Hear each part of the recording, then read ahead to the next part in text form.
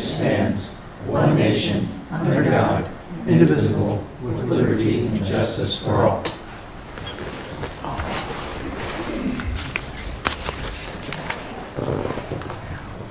Call for a roll call. Over. Here. Crowner. Here. Logan. Or, sorry, Johnson. Logan is here. I got it over here. Here. Young. Here. And Moore and Williams. Entertain a motion to approve the agenda. So moved. Support. Motion and support. All in favor signify by saying aye. Aye. All opposed? Motion carries. We have our consent agenda. I would entertain a motion to approve that. Wait a second. I do need to take off the minutes from the 26th meeting. I need some more time to finish those up. All righty. Motion to approve as amended. Mayor. Motion and support. Oh, I don't As think amended? I don't think you're on. Mike's on. Oh, yes, we're not on. There we go.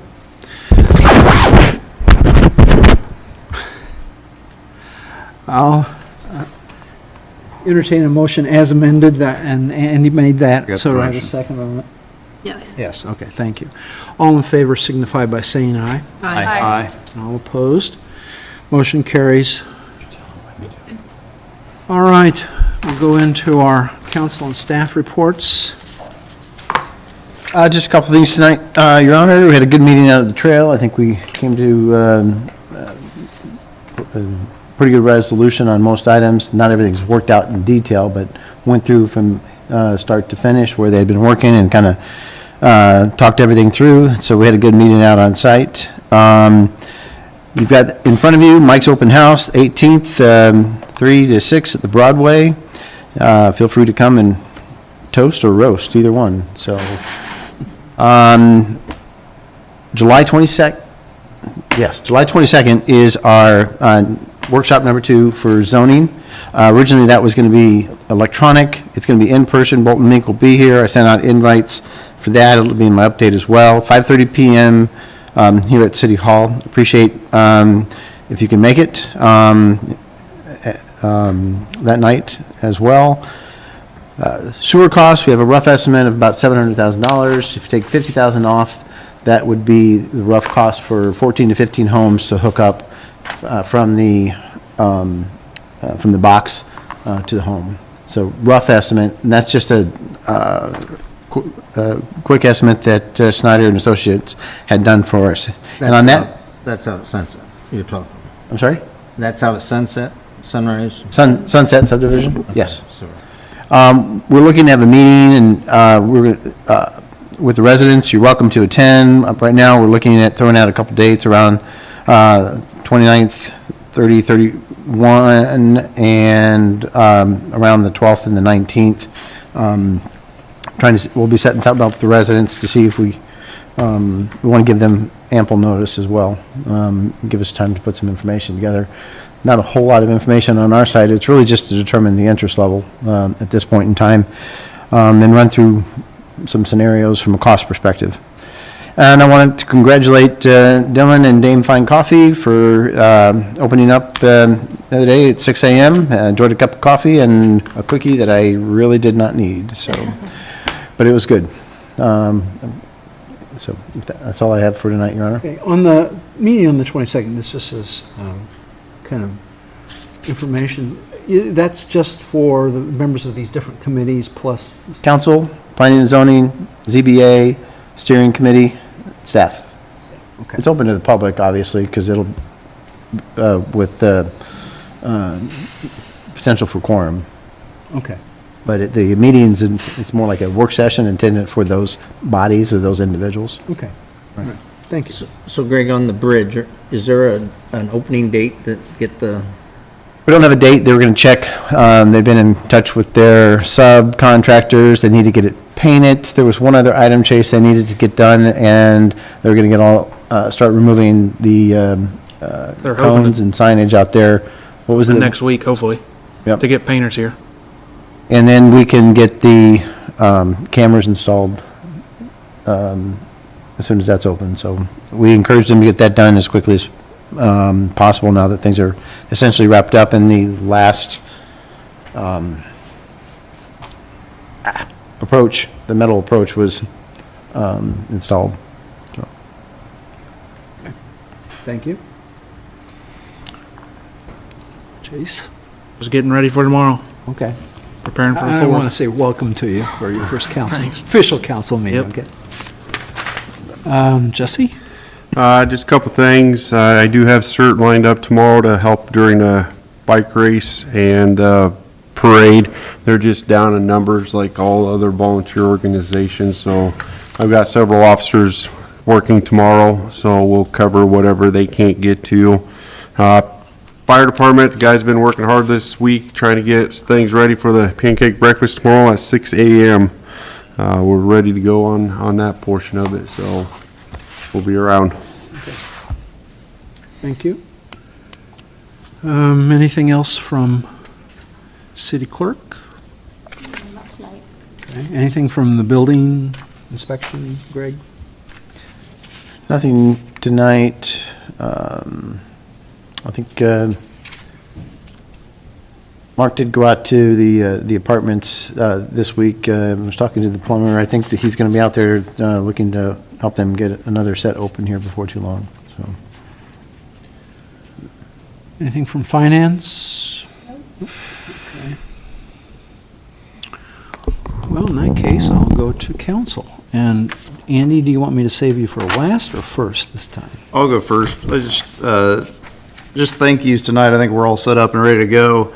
Thank a few sponsors, F&M Bank, Two Rivers Bank, Deary Brothers, Trailways, and KPI.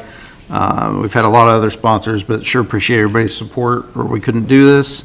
Everybody that volunteers, thank you. Everybody here in this room, and fire, police, public works, obviously, we've been working y'all pretty hard here this week, and then all the other volunteers throughout the day. And I've had a lot of questions about weather. We'll do everything we can, any event, any part of the event we can, we'll do it. If part of it gets stormed out, we just won't do that part, but we should kind of be, should at least right now have most of it throughout the day, and we'll just kind of play it by ear, and I'll update everything on Facebook as we go. Thank you. Andy, did you sell very many frogs? We sold half the frogs, so I've got 8 of the 16 sold. We'll sell the other 8 that night, if anybody wants them, so. And if it's raining, we'll still do it. Frogs like the rain. John? No. All right. Well, I guess we'll kick things off in the morning with our bike races. Bickles have donated the bikes, and we've got Gatorade and water for the participants, and my fellow council people and some other volunteers that I just twisted just a little bit will be there, and you'll be able to see the mayor and the city administrator and Jesse hand out medals for first, second, third place. It's a great time for kids. They enjoy it. What time is registration for the bike races? Starts at 8, And the races are what time? start at 9. Gotcha, okay. And we kind of like just run right through them. It's pretty smooth. We've got it down to a fine art almost. Thank you. And they can sign up that day. They don't have to pre-sign. We have 5 pre-registered, but there's many packets for them to sign up out there. And then we also have helmets available for kids that don't have any. Awesome. So we have helmets to give away. Giveaway. Awesome. And what's the age limit? You can't do it. I haven't started senior races yet. The last age group is 10 to 12. 10 to 12, okay. Thank you. Melanie? Looking forward to a great 4th of July celebration tomorrow, and just want to draw everybody's attention to the parade, which is at 4 o'clock tomorrow. And it'll go pretty much rain or shine unless it's really threatening weather, and then we'll make that decision, and it'll be posted on Facebook. And I encourage everybody to attend and congratulate our Grand Marshal, who is Mary Storch, a longtime resident of the community and very involved in many organizations. So when you see Mary tomorrow, congratulate her, and she'll is the Grand Marshal of our parade, along with about 50 other vehicles and entrants and parade participants who we will be watching. So get on, Houston. Thank you. Mary's the Grand Marshal, and she's still the first person selling raffle tickets tomorrow morning at 6 a.m. So that's the dedication we're going to recognize tomorrow. Ringo?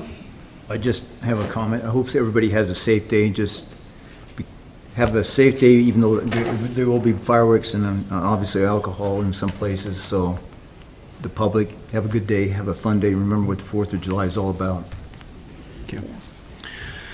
Well, I encourage people to come out and see the fireworks and enjoy the day here with us. I'm sure we'll have a good time. All right, move on to our community reports. We have State Representative Matt Ranker, who will give us an update on recent legislation.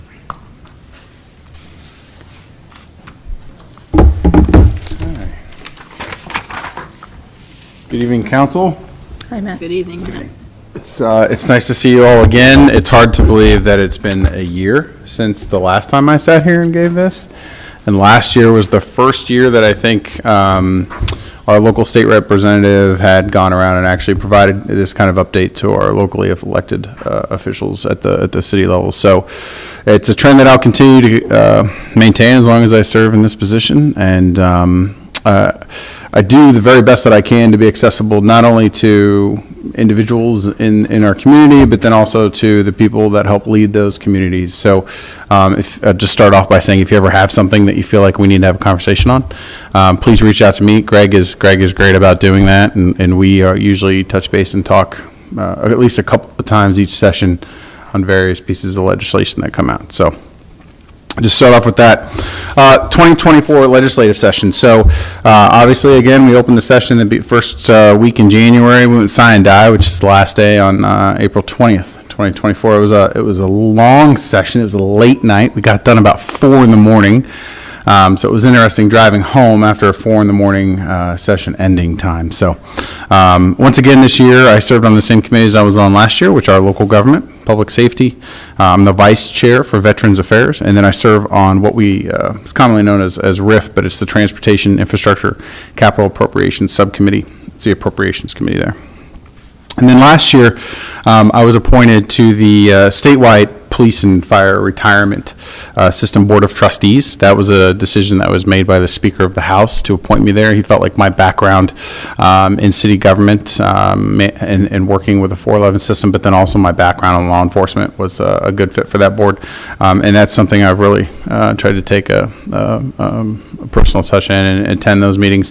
Prior to my being appointed to that board, it was pretty common for the statewide elected officials not to attend those meetings. So I'm proud of the fact that I've made just about most of them. There's a few that I haven't been able to make either due to travel or we've been in session sometimes there at the same time. So so this year bills that I filed, and I'm going to highlight a couple of different things. One, I want to talk about, my goal is to let you know what I'm doing, but then my goal is also to let you know what the legislative body as a whole has done and got done here in the previous session. So a few things that I worked on. One was House File 2125. It's something I started working on last year, and it pertains predominantly to NIL policy, name, image, and likeness policy with regard to student athletes. It created some incentives, and then it also provided some regulation requirements such as financial literacy courses that student athletes were going to need to take. The other is House File 2076. It was a bill that, and this is actually a bill that is incredibly important, and I worked on heavily for West Burlington. What it did is it allowed school districts with a large amount of open enrolled in kids the opportunity to go back to the school budget review committee and ask for additional spending authority so that they can spend money that's already on their books and hopefully give them the opportunity to remain solvent. There's a lot of people in this room that know that West Burlington Community School District has had their financial struggles, and this is a policy that I worked very closely with Lisa Beams on crafting. It was something that she's been trying to get done for 10, 15 years. I know my predecessor worked on it. I know other state representatives from this area worked on it, and I was very proud of the fact that I was able to get that across the finish line last year. The bill that I filed didn't get across, but what I was able to get done is we filed it as an amendment to the Education Appropriations Bill, and the governor signed it here earlier this spring. So it is in law, and moving forward, that'll be a piece of policy that will benefit West Burlington schools greatly. Another was House File 2368. one of the things that I hear from constituents, and especially over the last 12 months, is nutrition in our schools, the burden that puts on some of our families. So last year I filed a bill so that we could get the conversation started around that would make school lunches free for all of our students when the federal dollars dry up. I was surprised to see that it was only going to cost it's a fair amount of money, but it's about $4 million to feed all of the kids across the state. It's something that I'm passionate about. I know what the struggles of that look like as a kid, because I've been there as a kid from time to time. But then I've also worked with families that struggle with that. So that was something I took on. I filed that bill. And again, we had some great conversation. It's something I'm planning on picking up the baton with and carrying forward here in the next legislative session. Another bill that I filed was 2442. And what this would do is it would have allowed cities who previously had a library levy the opportunity to reestablish that levy through a new vote. As many of you are aware, House File 718 last year made a lot of changes, especially to the additional levies that are in a lot of our communities. It consolidated a lot of those, and over time it'll tamper down the opportunity for that revenue to be generated. Well, that's going to put the squeeze on a lot of our community's libraries. And last year I met with a lot of folks and worked on drafting this policy to try and get this taken care of. This did not get out of subcommittee. This is going to be a very difficult thing to move forward, but it is something that I'm committed to working on in the future. I said it last year when I sat in the same chair. A lot of the policies that we file, it's reasonable to assume that it's not going to get across the finish line this year.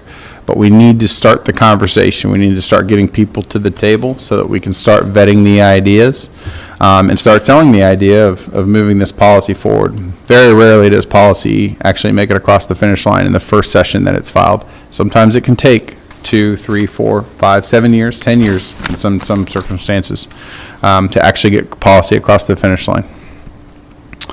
Another bill that I filed was 2505. This was a very big bill. It's probably the biggest bill that I have single-handedly worked on. It was a veterans benefits comprehensive veterans benefits bill. Had a lot of pieces in it. Had a lot of property tax pieces for veterans, disabled veterans, for not only their personal homes, but their small businesses. It had a lot of pieces in there to support their families, especially through their education needs at the Regent universities in the state of Iowa. It had a lot of pieces in there about prioritizing veterans in our judicial system and DOT applications with our DNR stuff as far as fishing licenses and hunting licenses. It was a very long bill. I was able to get it filed in the last week of the last week of the first funnel. Great conversation. We weren't able to get it through the funnel due to timing, but again, that's probably been one that we have really picked apart and had a ton of conversations on already here in the interim. I know there's going to be a lot of things in there that are going to be tied up in veterans legislation in the upcoming session. So we'll see a lot of good things come out of that. And then another one that I worked on was House File 2535. And what this did is it helped fix the discrepancies between the county sheriff and the statewide public safety retirement programs. Through some of the ramping up on the public safety side for the state, our state troopers, we had created a pretty significant discrepancy between them and our county deputies, and we were seeing some problems there. So that was something I worked on with our local sheriff, Kevin Glendenning, and sat down. We were able to get some language drafted, and collectively, as a caucus, we worked pretty heavily on that. We were able to get that done, and that did get signed into law.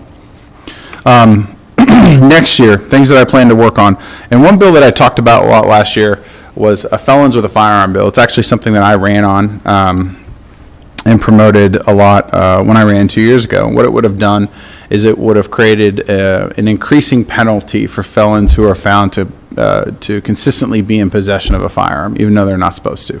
And so first offense had a 2-year minimum sentence, second offense was 4 years, third offense was 7 years, and a fourth offense was 10 years. When I would talk to guys like Ringo when he was working behind a badge, and when I talk to guys that are on the road today, one of the biggest problems that they have, and especially in the Burlington community, we were seeing a lot of violent crime 8 to 10 years ago, was most of this is being done by guys who were felons. They're not supposed to have a firearm anyways. And to be honest, we're arresting them, we're taking them to jail, they're getting convicted, they're going to prison, but they're serving very little time for the being in possession of a firearm. So the idea was, well, let's put some teeth behind that. If they're going to constantly carry firearms and put our law enforcement officers at risk and put our communities at risk, then let's start locking them up, because obviously what we're doing isn't working. That was a piece of legislation that I filed last year. We got it out of the Iowa House. It went over to the Senate. It got through their subcommittees and committees. And this year, due to some timing stuff, it did not see the floor. However, I have a commitment next year that we are going to continue to work on that. We should see a lot better progress in the Senate. So I would be surprised that if in next session we're not able to get that done, because there are a lot of people on the Senate side that want to see that legislation take place. One of the themes this year that was unique, and my understanding is, with it being my second year there, is it was unique to all the sessions, was the fact that we got very little legislation and movement on a lot of policies done early on. And the reason was, and I'm sure a lot of you heard about this, but during the State of the State, the governor announced her ideas around AEAs and the legislation and changes that she wanted to see there. There was a lot of pieces there, and there was a lot of things that we had to work on. And that legislation sucked a lot of the air out of the room in terms of we spent an immense amount of time talking with teachers, talking with superintendents, talking with parents and special education kids, talking with AEA employees and AEA chiefs, and going back and forth and really trying to perfect a policy that not only doesn't take away from our special education families and their needs, but then also is going to be a benefit for Iowa. And because of that, it really soaked up a lot of the momentum and the time that we had to work on some of these things like this firearms bill.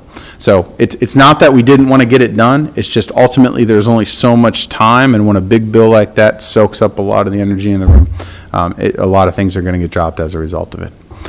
Something else I'm going to work on, I talked about that Veterans Comprehensive Package. I'm going to file that day one. I've already got it drafted because I'm confident that given some more time, we're going to see some things peeled out of there, and we're going to see some of those things work their way into law.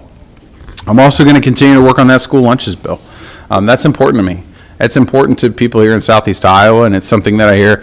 We've heard a lot of great stories about folks who will walk into elementary schools and pay off the debt of the kids that for their school lunches, and those are fantastic stories, but we shouldn't have that problem. So I'll continue to try to lead that charge, and given the overall cost and what I think would be the substantial benefit that can be had from it, it's something that I'll continue to push for. Another thing that was I worked on a lot last year was the Medicaid issues.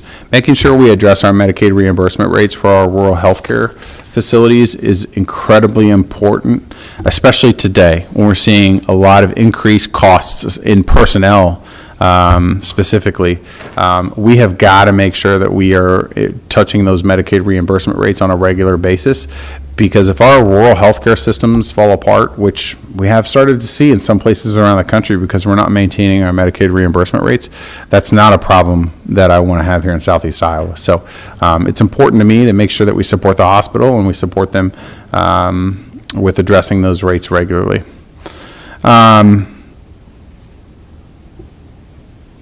And then the other one is going to be that voter-approved levy for the libraries. So that's something that a conversation I'll continue to engage in.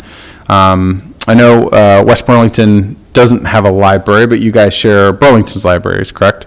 So this is a piece of legislation that, while maybe not directly, but very indirectly, will have an impact on the services that the citizens of West Burlington receive. And we want to make sure that that library is there to support not only Burlington's community, but also the West Burlington community in the future. Major legislative policy and things just collectively that the legislature worked on. We talked a lot about the AEA bill. The AEA bill had a lot of pieces. One of the things that it did is it increased SSA spending by 2.5%. I'll tell you, and when I served on Burlington City Council, I don't know that I appreciated the level of negotiation that takes place in politics as much as I do now. There's a lot of back and forth as to where that number ends up. the Iowa House, we really were working on trying to get somewhere around that 3% mark. And we work very heavily and are very engaged with the governor's office and the Senate on trying to find a number that everyone can live with, and we settled on at 2.5%. I think we were okay settling on that 2.5% because at the same time, we're also having another conversation about teacher pay. And we are looking at ways where we can try and increase teachers' pay in the state of Iowa so that we can be more competitive. So a part of that AEA bill also included the largest teacher pay increases in the history of Iowa. And if you were to take those dollars and pair it with the SSA dollars, we're actually looking at about a 5% increase per kid across the state, which I think is very accommodating. But that teacher pay puts over $100 million new dollars into increasing teachers' pay in the state of Iowa, as well as para pay. So para pay, we raised that minimum to the $15 an hour rate, and then we funded that through the levies and through the state funding for the schools. And then we raised starting teacher pay to the $50,000 mark starting next year. It goes to $48,500 this year. We also took care of some of the compaction for teachers with 12 years. Now, over the next couple of years, there will be some adjustments to the TSS to fill in and take care of all of the other teachers in between those two and beyond, so that everyone is seeing an appropriate increase to their overall salary. I was really happy with that. I know that one of the things that I talked a lot about when I ran for office in 2021 was, what are we paying our teachers? How are we supporting our education system? And this was something that was important to me. So to be able to get both chambers and the governor's office to engage in that conversation and really want to see something happen, I was eager to jump on and make sure that we did get something across the finish line this year. Another thing that I was proud of was judicial funding. We don't talk a lot about it, but our judges in the state of Iowa haven't gotten a pay increase in several years. So one of the things that I, after working with them here locally and meeting with them regularly, one of the things that I did first week I was there is I went up to Representative Brian Losey, who's our judicial appropriations chair. I said, whatever we do this year, we can't leave here until we give our judges a pay increase. We are falling behind the states around us. And in order to be able to retain and recruit good judges so that we have a good functioning court system here in the state of Iowa, we have got to fix that. So I was happy to say that we were able to get a 5% pay increase for all of our judges and judicial officers across the state. We were also able to negotiate in a $24 million increase on the public safety sector, a large portion of that going into corrections so that we can increase the pay of our correctional officers in the state. That's another thing that we've struggled with, is recruiting and maintaining quality correctional officers in the state so that the correction system isn't stressed and those people are getting the support that they need from the legislature. Another bill that was filed this year and did get across the finish line, it's something that is currently tied up in the courts, as a matter of fact, is a bill that would give some teeth to local law enforcement around illegal aliens who enter the state illegally. I know there's a lot of conversations on this, but when I talk to a lot of Iowans, when I go out and I knock on doors or when I meet with folks, this is a concern for them, even though we're not right next to the border. Now, my brother's a Border Patrol agent, so I talk to him regularly. He's down in McAllen, Texas right now, has been for 15 plus years at this point. So I get they're in a very different situation than we are, but we do have our fair share of people crossing either through the state of Iowa or coming into the state of Iowa that are in this country illegally. And by allowing our local law enforcement and giving them some latitude and the ability to try and force that, hopefully that's giving them an opportunity to keep the streets safe and make sure that those people aren't here doing something that they're not supposed to be doing. So income taxes. It wouldn't be a complete legislature if we didn't talk about some kind of tax. Last year it was property tax. This year it's income tax. So 3 or 4 years ago, the legislature passed legislation that would lower the income tax rate to 3.9%. That was supposed to stair step down all the way through the 2026 fiscal year and 27-28. And because of the budgeting of the legislature over that period of time, we've actually seen a significant amount of growth in our budget. And we've been able to put some money away as a result of that. So instead of kind of stair stepping that down over a number of years, we're just ramping it all down now. So you will see the income tax rate across the board fall to 3.9% immediately. And then the 411 retirement system. So I talked about the fact that I'm on that board, but this year Representative Bobby Kaufman came to me, and he knew that I was passionate about working on the 411 system, not only to see if there's an opportunity to improve it so that we can better protect our local law enforcement and our firefighters that fall into that system, but then also that we can come up with a reasonable common sense program that doesn't put our cities and our local governments under significant financial strain. So what we did is we passed legislation that extended the presumptions to all cancers, which is a big deal for our firefighters and for our police officers.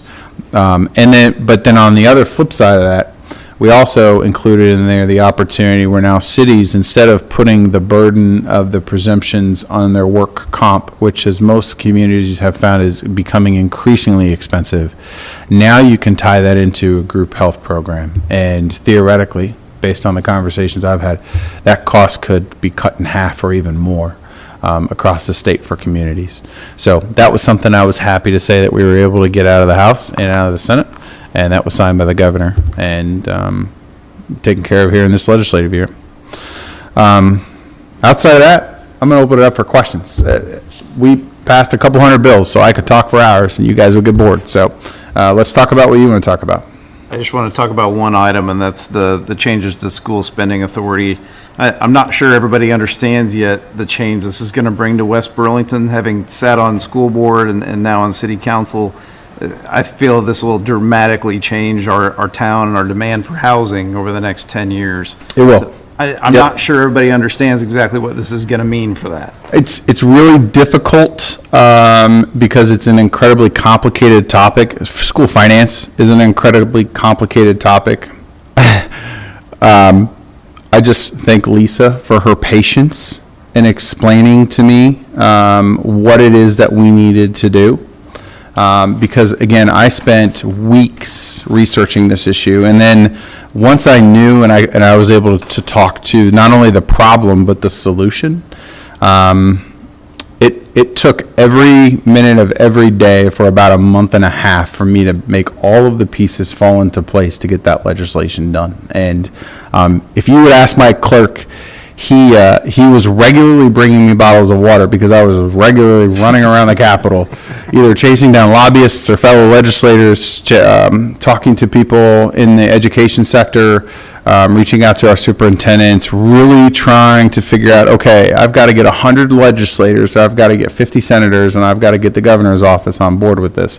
There's a lot of people to talk to in that process. There's a lot of questions to be asked, and to get that done, it was a huge lift. A lot of people sitting behind this table might not know exactly what this is going to change yet. We haven't had a whole lot of public conversation about this, about how this could change our town. So I don't know if you want to comment on that at all. I mean, well, I don't have a crystal ball, so I can't tell you what it's going to do to change your town. I can tell you that the legislation is going to give West Burlington Community School District a lot more options than they previously had. Now, what they decide to do, that is entirely up to the district to do. But if you're willing to dedicate the time to learning how the finances work, you'll be able to comprehend how important a piece of legislation it really is. So the devil's in the details, I think. Very much in the details. Well, I would say that in just about all state policies, the devils are in the details.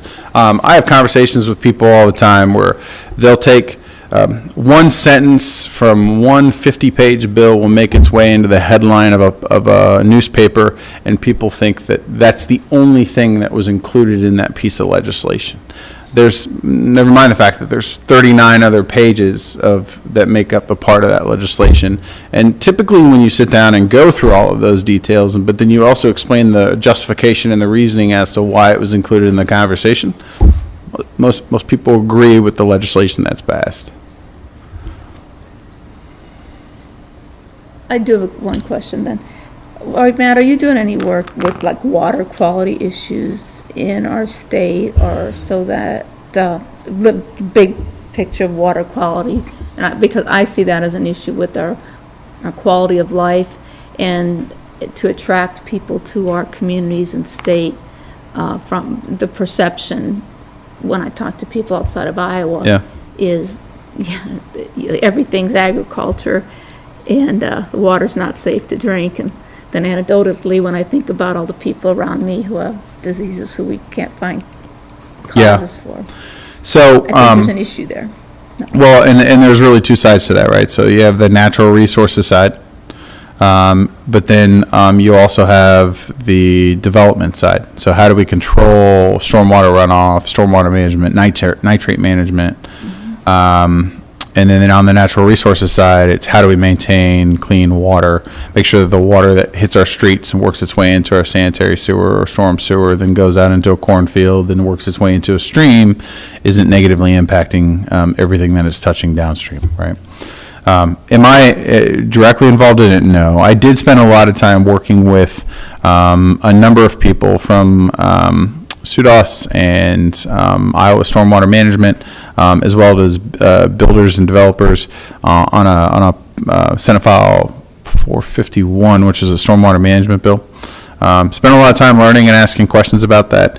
The one thing that came out of that, which wasn't a part of the bill, but it was kind of a consensus among everyone involved, is they're going to spend a lot of time over the next couple of years sitting down together and figuring out what they can do so that not only we don't want to stymie economic development or add significant costs that become burdensome and don't allow for the growth of our communities, but then we also don't want to just open the floodgates and allow people to take advantage of our resources and then ultimately have a negative impact on the communities either downstream or the community they're in.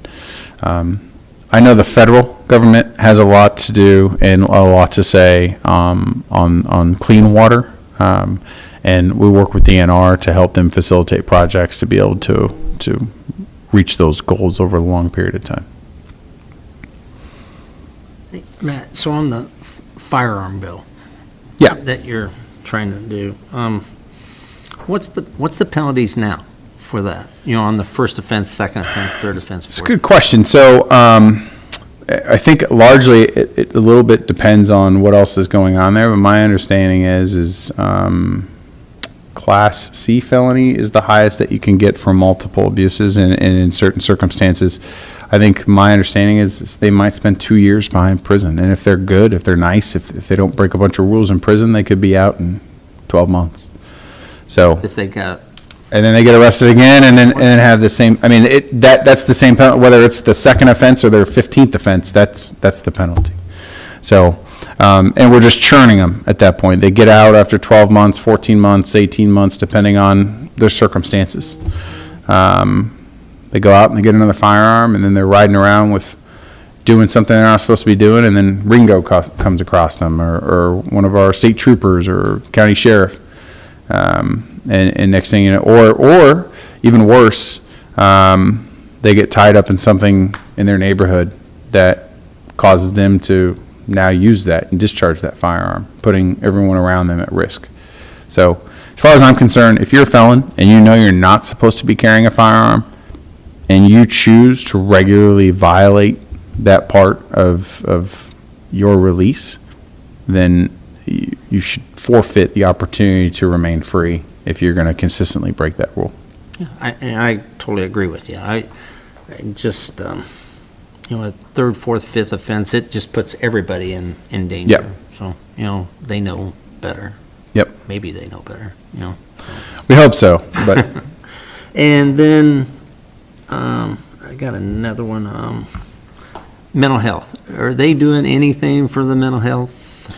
yeah, actually, so this year we probably will see the biggest changes out of mental health, and I can't tell you what those are because so we passed legislation that basically creates new regions around mental health. It consolidates mental health.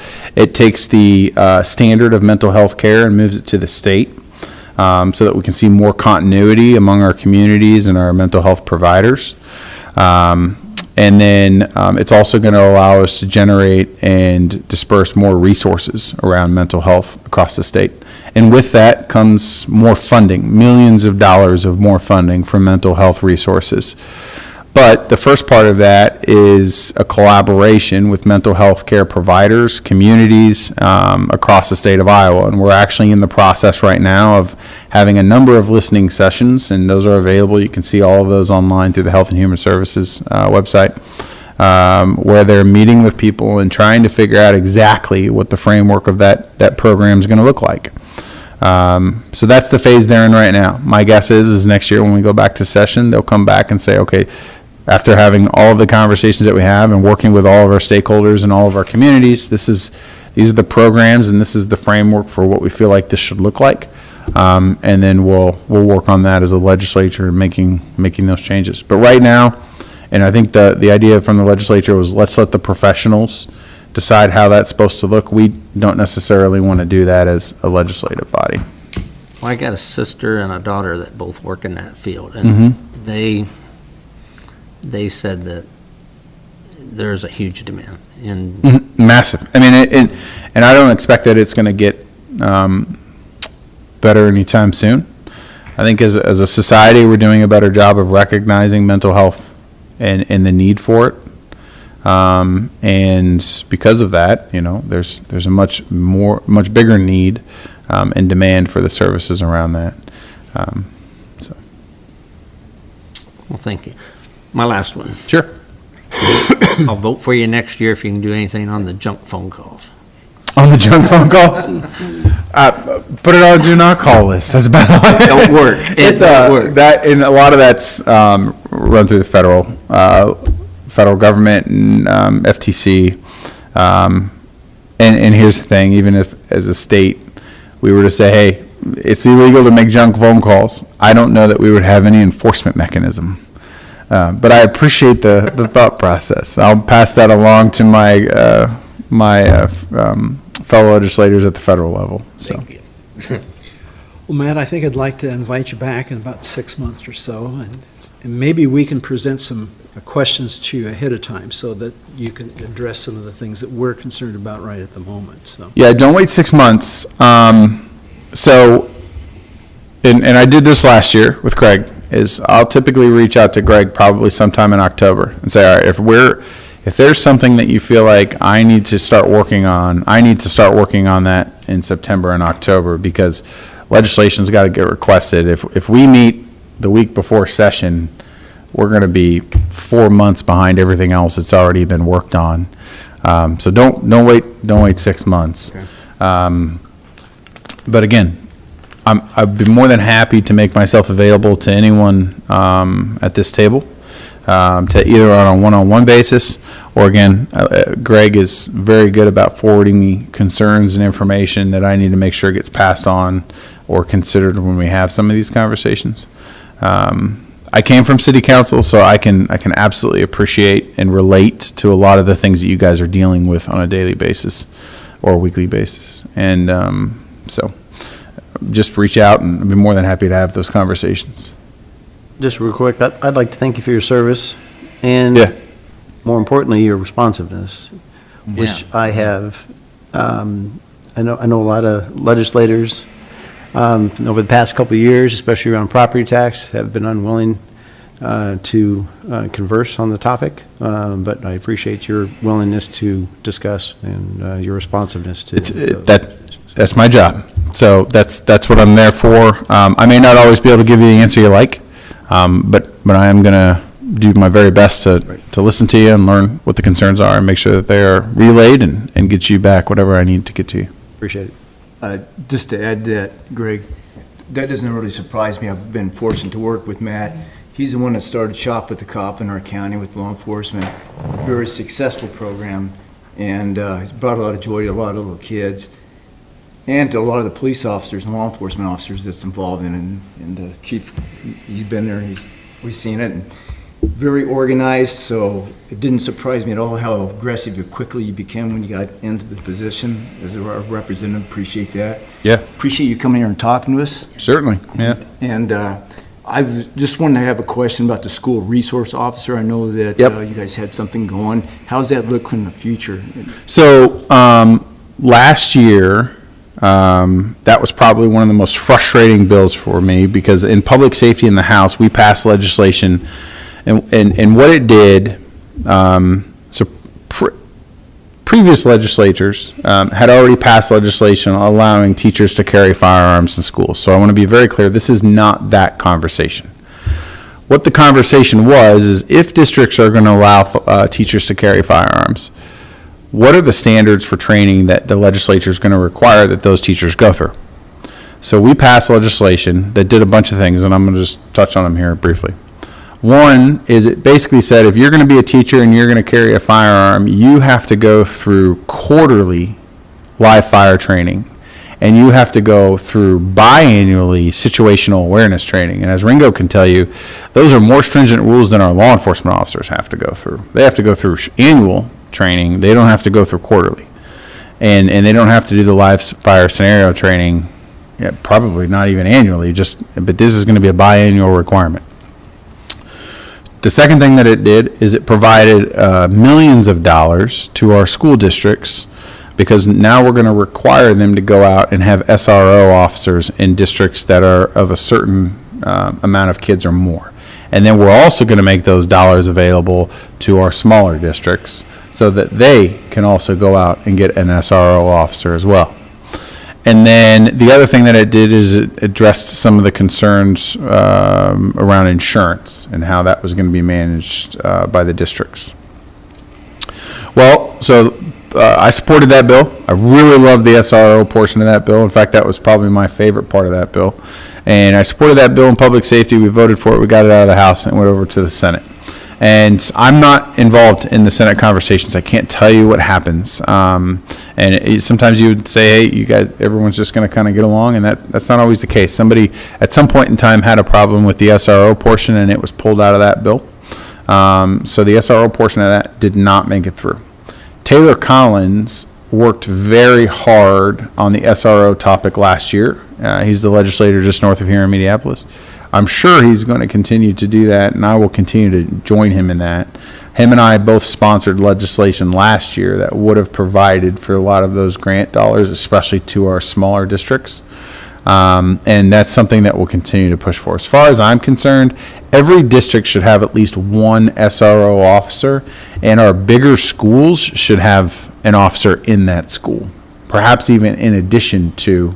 West Burlington's unique because you have kind of everybody on one campus per se, but have at least one SRO officer in those schools, because again, things happen, and it's not always the most terrible situation where an SRO officer is needed. Believe it or not, we have drugs that work their way into the school. We have a lot of kids that bring issues to school and things that they shouldn't necessarily have to go through, come with them to school, and the SRO officer is a good resource and a good support system for that. So again, it's something I'll continue to push for. I would have loved to have seen that get, in fact, if it had, it would have been probably one of the very top things on this list as far as our achievements last year in the legislature. So Thank you. yeah. Any other questions? Okay. Thanks very much. Appreciate it. Well, again, thank you very much for the time. Please do not hesitate. If you don't want to have a conversation, you want to have it one-on-one, please do not hesitate to reach out. I'm more than happy to sit down and spend some time and dedicate to figuring out what we can do to serve the community. Okay? Thank you. Thank you. Thanks for coming, Matt.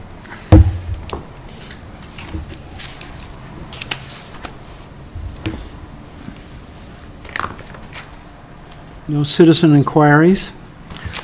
I'll move on to our new business. Consider engineering services agreement with Snyder Associates for engineering related to the Sprint Street Water Main Replacement Project. Spring. I'm sorry.